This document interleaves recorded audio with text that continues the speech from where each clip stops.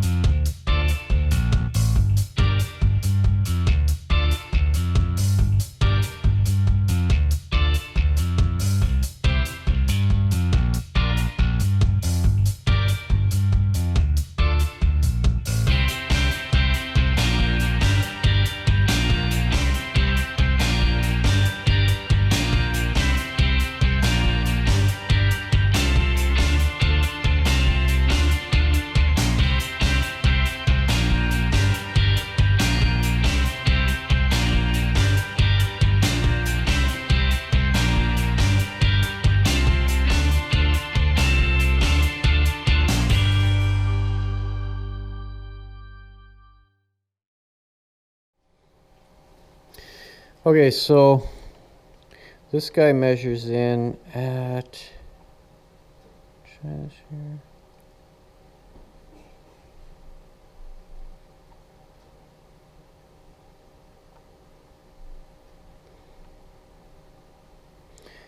I'd say that's 2.502, so it's just a hair over 2.5 inch. And the bore,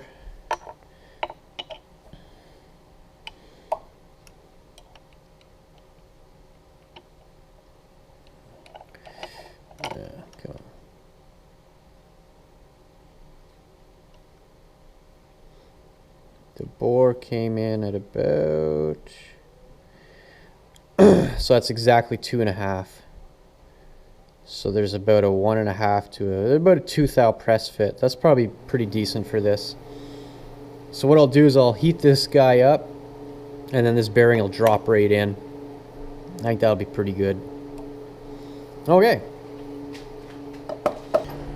So things didn't quite work out with the 16-tooth sprocket. What I didn't realize is that there wasn't enough room to slide the chain tensioner over far enough to account for the larger sprocket size, so I couldn't use it in the end. So what I did is I just put the other one, I put it on the lathe and cut it off the existing shaft, and just I welded it on here. So I'm gonna sandblast and powder coat this thing, but I'm gonna do a couple test runs first just to make sure everything's working right. All right, let's throw it on.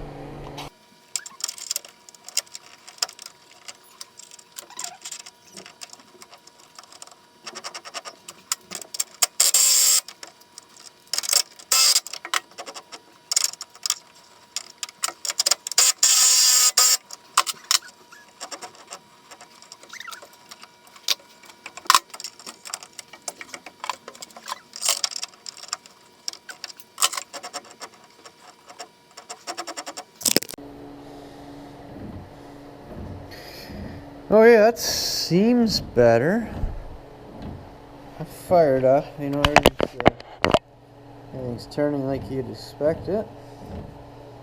I only put the top 2 bolts in for now. I'll fire it up and I'll just see, let it kind of work in. It looks like it's lining up real nice anyway. Alright, let's see what it sounds like when I fire it up.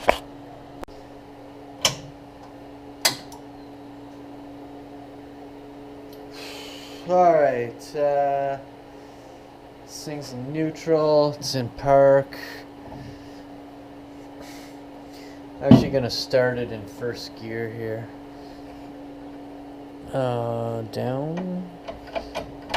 There we go. Okay, this transmission's in park, so it's not going to take off on me. Let's hit it.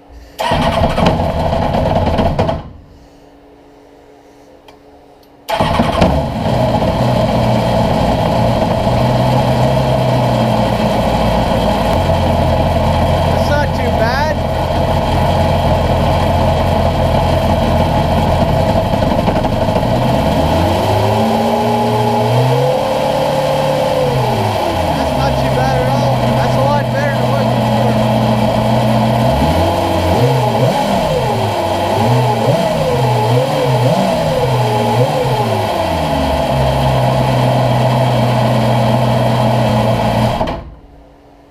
Yeah, that's a lot better than it was before. All right, well, I'm happy with that. Well, I'm gonna take this all apart, get that thing powder coated. I still have to rivet the chain here, and then I'll button this all up. Hopefully that'll be the last time I have to deal with this thing. Okay, here's a little trick I learned from a guy online to rivet these master links. This is a 530 chain, and instead of the clip that you would normally see on some of the smaller chains, this master link here needs to be riveted.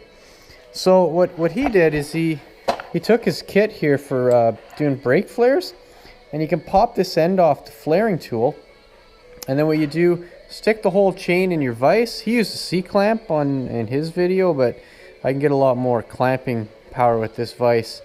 And what you do is you put that cone in there. If you use for flaring, right, you just push that down and you can flare that master link. That's going to save you about $100 going out and buying a specific, a flaring tool specific for these chains. So yeah. All right, so just kind of line everything up in here. Less than the tool? That's right. It's kind of awkward to be if you get someone to help you with this. Yeah, I'm talking to the camera still, kids. Okay, so just kind of get that lined up in there. All right. Okay, there we go. And then just clamp that thing down as hard as you can. Oh, I don't know how he did that with a C-clamp. I'm having a hard time with this vise. Oh. There you go. There we go. Pull that out. All right, there you go. All right, so throw us back on.